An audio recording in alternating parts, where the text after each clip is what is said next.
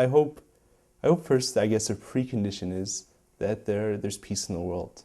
That this is a tough time to live.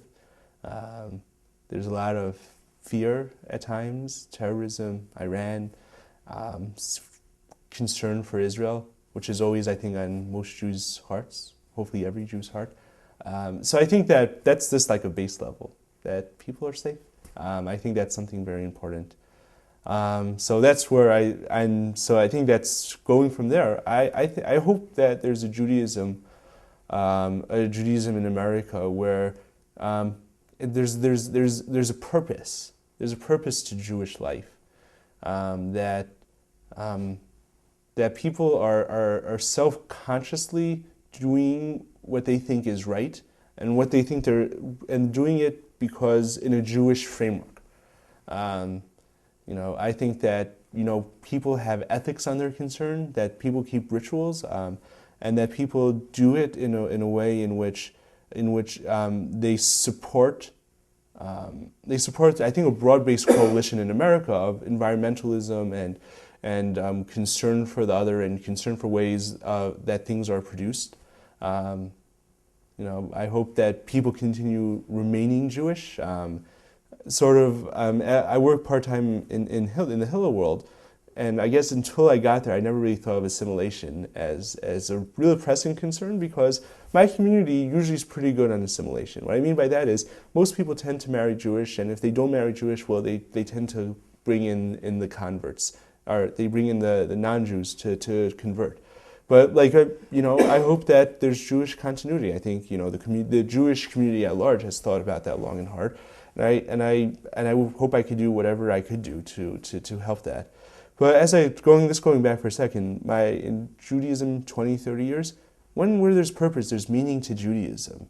For me, my meaning is I think has been made clear in the last half hour or so, is ethics and ritual, and seeing how they connect and seeing how they make people conscious, enlightened, and me doing meaningful acts. And I hope that people find that in their Judaism, that they find meaning in their lives.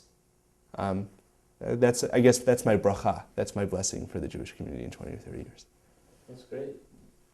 I've been asking people, if you look at our tradition and wisdom, if there's one individual, it could be Moses, or it could be King David, or it could be something like Gemara teaching.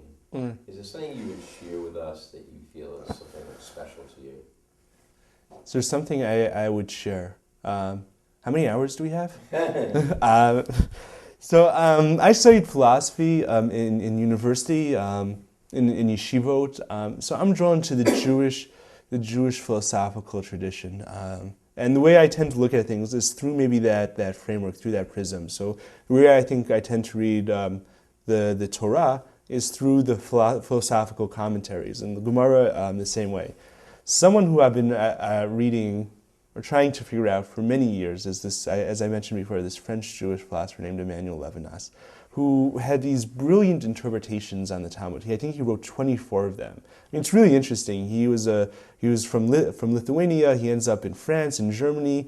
Then right after the war, he studies with this guy Shoshani, who also was teaching Eli Wiesel at the same time. And the way he goes about and thinking about the Gemara and bringing out the wisdom of the Gemara and translating it to post-war French is something that I always think about and always grapple with.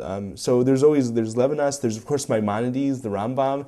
I've been learning him probably all my life. I've been learning his philosophy. I actually teach his philosophy now, and I think those are two poles of the tradition. So those are two extremes. For Levinas, ethics is always first, thinking about the ethical life, thinking about Gemara in terms of that. For the Rambam, it's about wisdom, it's about knowledge. And there's a tension between the two, between knowledge and ethics. What's the purpose? Is ethics in the service of knowledge? Is knowledge in the service of ethics? And I guess that's just the Torah thought I would share. It's something in general philosophy. It's something that Jews go back and forth. What's the good life? What's the end result? What's the best way of serving God? Through your mind or through your will, through your heart? So that's just the thought. I don't know if I have an answer, but something I've been thinking about and teaching about and probably will continue to think about.